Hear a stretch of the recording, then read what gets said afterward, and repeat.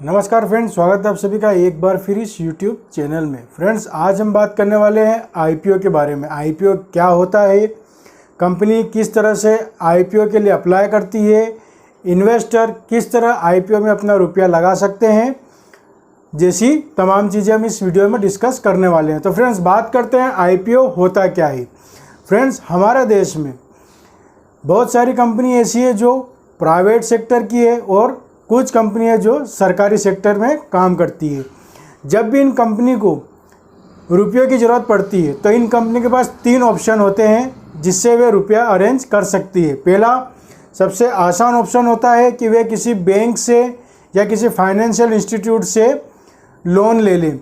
लेकिन friends, loan लेने में एक प्रॉब्लम ये रहती है कि कंपनी को भविष्य में चाहे प्रॉफिट हो या लॉस, उसे वह लोन चुकाना होता है।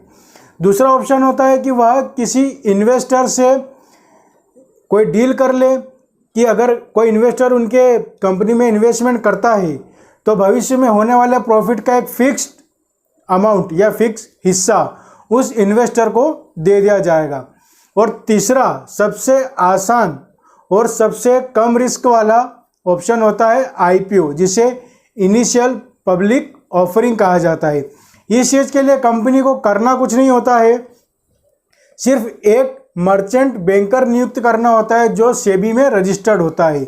यह बैंकर इस कंपनी के IPO की पूरी प्रोसेस करवाता है और उसके बाद जब सेबी अपने DRHP, जिसे ड्राफ्ट रेड हेरिंग प्रोस्पेक्टस कहा जाता है, के तहत उस कंपनी से जुड़े हुए सारी डॉक्यूमेंट्स, उस कंपनी में कितना कर्ज है, उस कंपनी के मालिकों के बारे में, उसकी हिस्ट्री के बारे में कि कभी उस कंपनी ने किसी तरह कोई फॉल्ट तो नहीं किया है, और उस कंपनी में इन्वेस्ट करने वाले इन्वेस्टर के हितों के बारे में सारी जानकारी प्राप्त कर लेती है।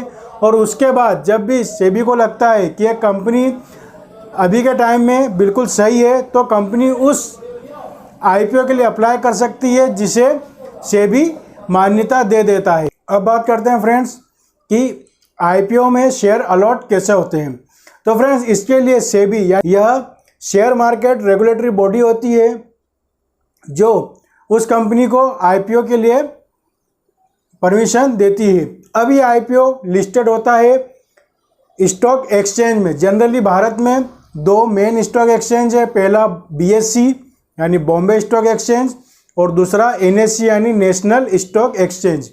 कंपनीज इन दोनों ही एक्सचेंज में भी लिस्टेड हो सकती है और अगर चाहे तो इन दोनों में से किसी एक ही एक्सचेंज में लिस्ट हो सकती है।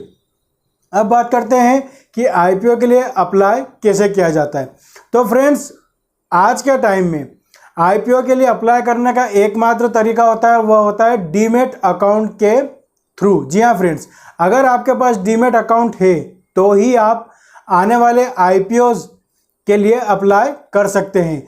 इस प्रोसेस में ज़्यादा समय नहीं लगता है। जनरली कोई भी IPO 3 से 5 दिन के लिए ओपन होता है।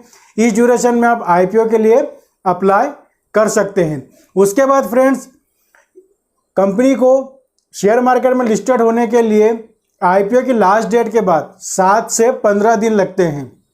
तब तक आपका रुपया आप ही के अकाउंट में रहता है, लेकिन वह फ्रीज हो जाता है।